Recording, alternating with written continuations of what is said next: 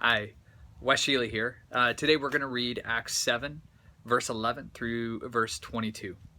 It says this: Then a famine struck all Egypt and Canaan, bringing great suffering, and our fathers could not find food.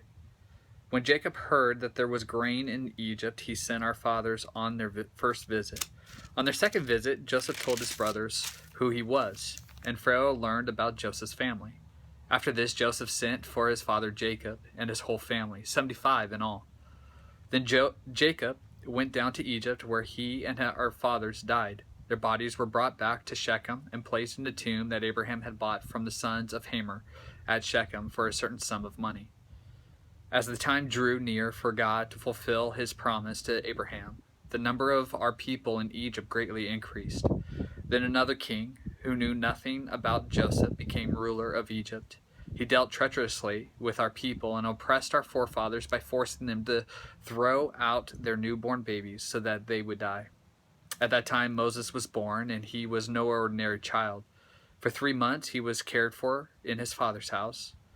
When he was placed outside, Pharaoh's daughter took him and brought him up as her own son. Moses was educated in all wisdom of the Egyptians and was powerful in speech and action. What's amazing about this passage to me, what stood out, was that how God kind of laid everything out. You may find yourself at school where you're in the place of Joseph. You know, you're in a place where you could actually help out your people and kind of lay the foundation, or maybe lay the foundation to where eventually here's Moses that was put in a place where he was able to free the Israelites out of Egypt from a horrible ruler. What's amazing is that at school you may be in the place of Joseph, where you're laying the foundation. God has put you in a place of laying the foundation for events that is to come. Or you might be in the place of Moses, where you're reaping the benefits of the foundation that was laid by people before you.